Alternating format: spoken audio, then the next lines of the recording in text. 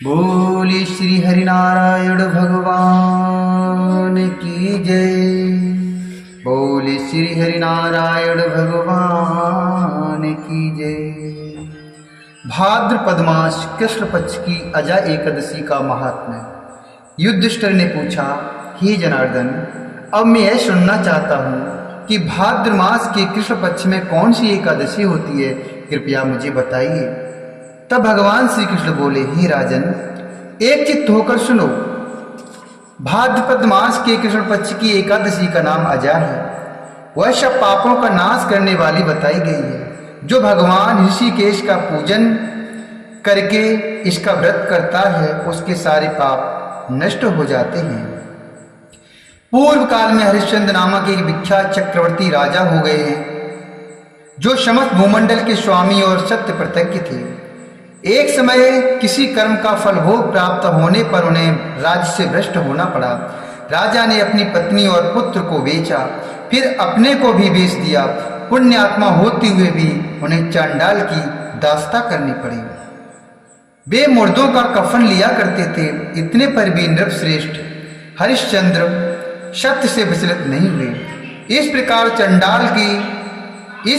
चांडाल की दास्ता करते उनके अनेक वर्ष व्यतीत हो गए। इससे राजा को बड़ी चिंता हुई। वे अत्यंत दुखी होकर सोचने लगे, क्या करूं, कहां जाऊं, कैसे मेरा उद्धार होगा। इस प्रकार चिंता करते करते वे शोक के समुद्र में डूब गए। राजा को आतुर जानकर कोई मुनि उनके पास आए। वे महर्षि गौतम थे। श्रेष्ठ ब्राह्मण को आया देख नृपश्रेष्ठ ने उनके चरणों में प्रणाम किया और दोनों हाथ जोड़कर गौतम के सामने खड़े होकर अपना सारा दुखमय समाचार कह सुनाया।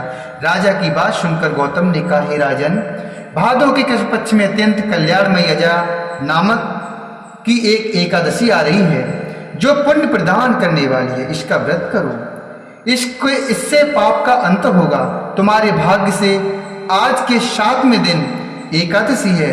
उस दिन उपवास करके रात में जागरण करना। ऐसा कहकर महर्षि गौतम अंतर्धान हो गए। मुनि की बात सुनकर राजा हरिश्चंद्र ने उस उत्तम व्रत का अनुष्ठान किया। उस व्रत के प्रभाव से राजा सारे दुखों से पार हो गए। उन्हें पत्नी का सन्निधान और पुत्र का जीवन मिल गया। आकाश में दुंदुभियां बज उठी।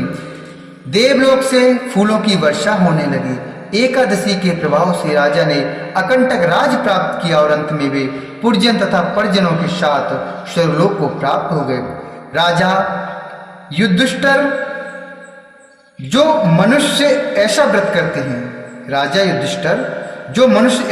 करते हैं, वे सब पापों से मुक्त हो स्वर्गलोक में जाते हैं। इसके पढ़ने और सुनने से अश्वमेध यज्ञ का फल मिलता है। बोली श्यावर रामचंद्र भगवान की जय। बोली श्री हरिनारायण भगवान की जय। बोलिए कृष्ण कन्हैया लाल की जय।